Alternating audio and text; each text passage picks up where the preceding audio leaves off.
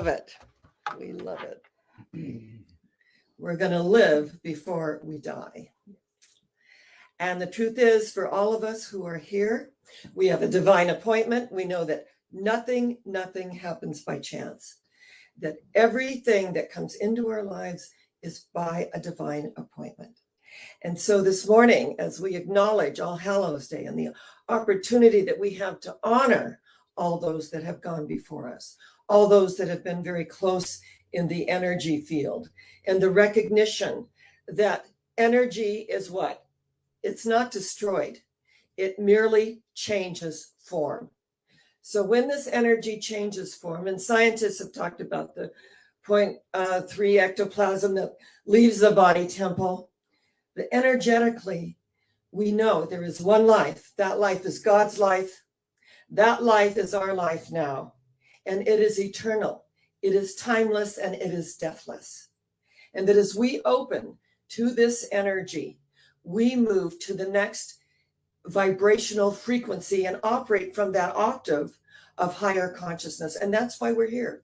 We're here to heal our issues. I mean, we've all come in with something, haven't we? And for me, it was domestic violence, being raised in domestic violence with my sister taking her own life. And I was living in San Diego, and I bought an old adobe estate, and on it was, the property was a cottage, and I used it for my office. And I had been counseling all day. And finally, the last person left about 6 o'clock in the evening. And I was in my little recliner, and I was sort of in that twilight stage. And I had this visitation. My sister's ashes were on a little altar that I had created, and some of her things.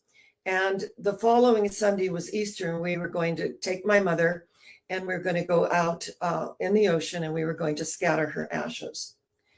And that as I was in this twilight state, and my sister came to me. Now, when she was addicted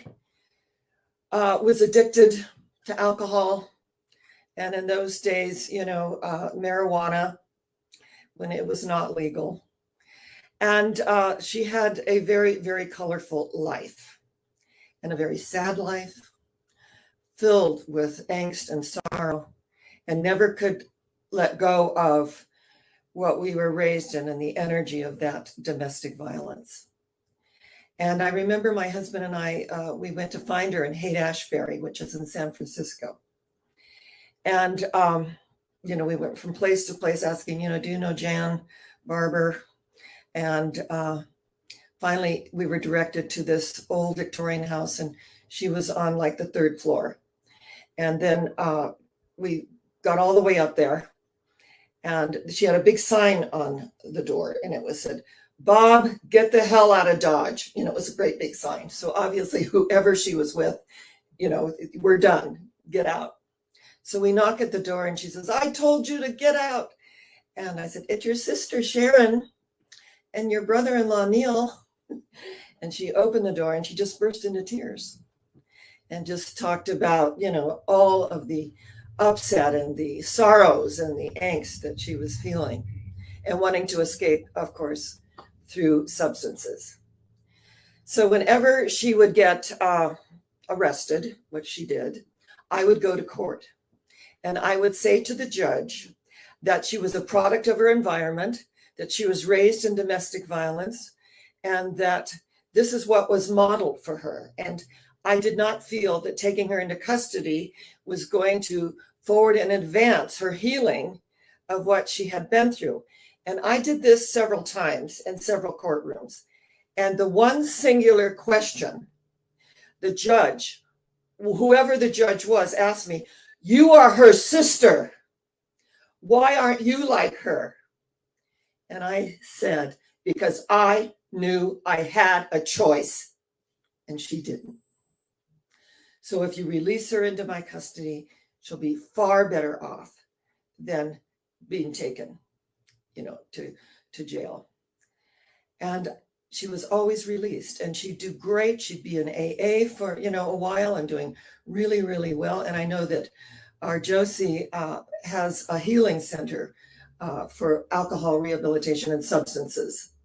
I want to put that out there also. And we need to really share that with our viewing audience as well, because these healing centers go to the very depth of one's being. And remember, addiction, it's a disease. And that when I look at my family and my, father's alcoholism and his father's alcoholism and my grandmother's alcoholism, these were his parents. However, my grandma Myrtle from Oklahoma, I call her my tobacco chewing grandma, she was spiritual. She was a metaphysician by day, and she would read the Unity books. And Charles Fillmore was a founder of the Unity movement, and with his wife. And so she would read these beautiful passages from Unity, that we're all part of the universe, that we're all created in the image and likeness of God, that it is good and it is very good. And so she would read these to me, and they were just, and I was 9 years old, and I could just feel it within my heart. And then she was also, when she'd go to church, she would go to the Pentecostal church. And they spoke in tongues and things that we didn't really understand, my sister and I as little girls. And I was 4 years older than my sister. And my granny loved strawberry soda. But during the day, it would get like a deeper shade of red, a real deep shade of red. And then she would start slurring. And I remember she slipped on the floor once. I mean, she had an addiction. And then she would be so absolutely ill that she'd call in the Pentecostals to pray over her. Now, they would speak in tongues, and my sister and I, we hid under the coffee table, the dining table, actually. And they would be, speaking in tongues, and it was so foreign to us, and we'd be giggling underneath the dining table because you're healed, you're healed, you're healed. And so then she'd get up, she'd go, I am healed. And they would hug and they'd leave. But what they didn't know is that they healed the worst hangover on the planet. And that strawberry soda that turned a deeper shade of red throughout the day was her addiction. And what I know is that there is a power in the universe greater than we are, and we can tap into it and use it. But she used to look into my eyes and say, you are different from anyone in the family. And she used to tell me that I was going to do great things. So at 11 years old, when I took the sandbox and put it up on its side and created my first pulpit and gave my first sermon to the kids of the neighborhood about the loaves and fishes, I was serious about this. So when destiny touches us and we open to the energy of the universe, that we take it all, and everyone that comes into our energy field with all of their, we all are flawed as human beings. Our humanness gives way to the divine, and the Christ consciousness arises triumphant and victorious. That Buddha nature, the holy I am presence, that when Moses looked into the burning bush and said, who are you? What are you? The voice of I am answered, cast off your shoes, for where you stand is holy ground. In other words, there is nothing and no thing that comes between us and our spiritual knowingness. So my granny, as I bless her, and her name is in our book of remembrance, and I write it in every year, and feel her loving energy, and the fact that, yes, she had a disease of alcoholism. However, she was also spiritual, and many alcoholics, they want to be spiritual. And so what is it? This substance is going to make me feel better. But what happens is that we keep looking in the outer and more of the outer until we become empty shells and ask for help. And that moment of surrender, I of myself can do nothing. It is the Father, Mother, God within that does the work. Jesus was very, very clear about that. He would not allow anyone to worship him. He didn't set himself up as this great, wonderful guru, did he? He wasn't the great exception. He was the great example. The works that I do, ye shall do also, and even greater works ye shall do than I do. And so we open the space today for all of our loved ones, all that have made a difference. When I scattered my sister's ashes, it was just in this visitation that she came to me, and she said, Sharon, I'm so sorry.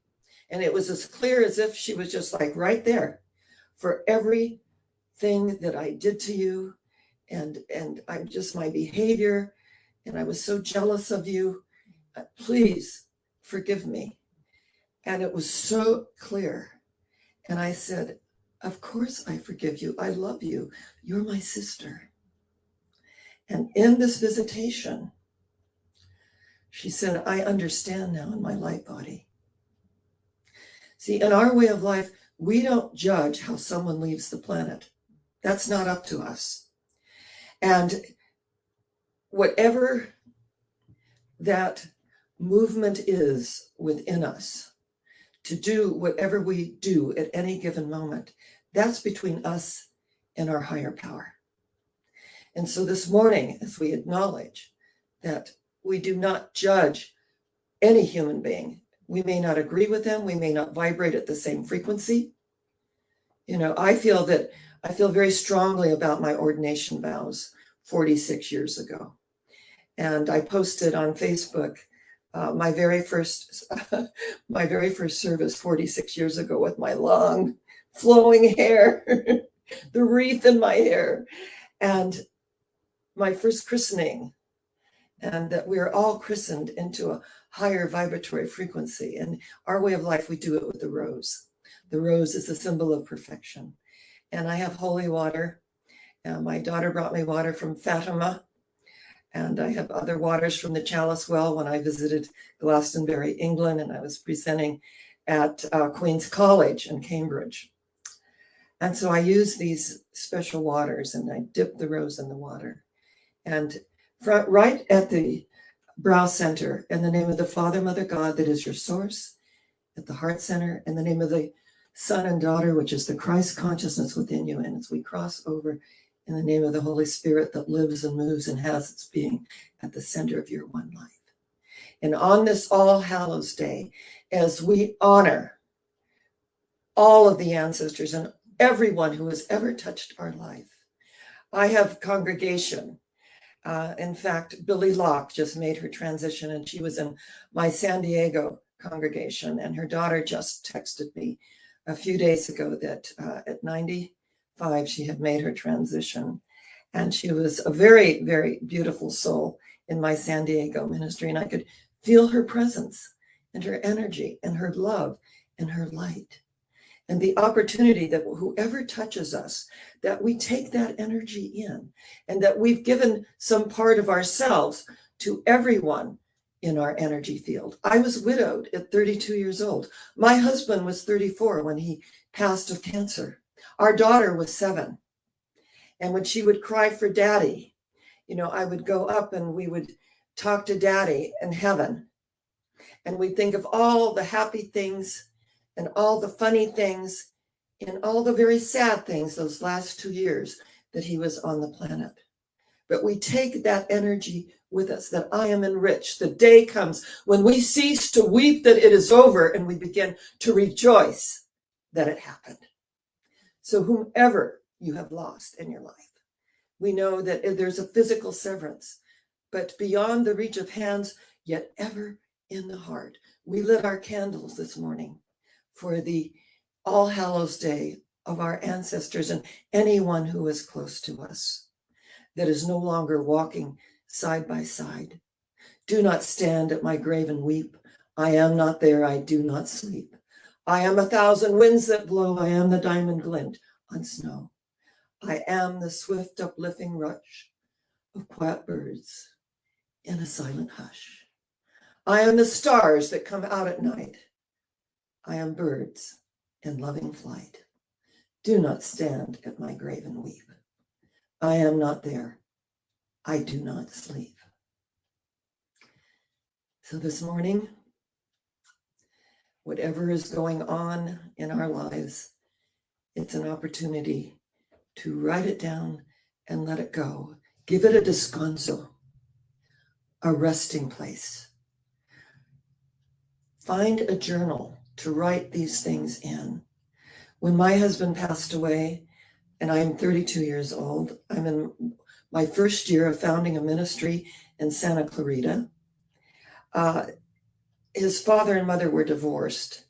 And so his mother raised them he was 5 years old, and his brother was like, just months old when his father left. And she raised these boys single-handedly. And what is so moving to me about this is that my husband loved and worshiped his mother and everything that she did. So Carl Jung said something very interesting. Show me a man and his relationship with his mother, and I'll tell you how he treats his wife. And he worshiped the ground that I walked on and my daughters. He was the most amazing human being I have ever met. He had his broker's license to support his teaching hobby, English as a second language in a Title I school. And those children, he taught them self-esteem. Jack Canfield, not too many people know, he was an elementary school teacher. Then he taught, high school, and he was a teacher. And he wrote a book called 101 Ways to Teach Self-Esteem in the Classroom. And my husband used that book. So he had the kids collecting tin cans, and they would take them to the recycle center. And my husband passed on 7/11/77. So this is in the 70s. And they would turn them in, they would receive the money, and they all earned enough for the whole class to go to Magic Mountain. They did it themselves. It was such an amazing thing for them to do this on their own.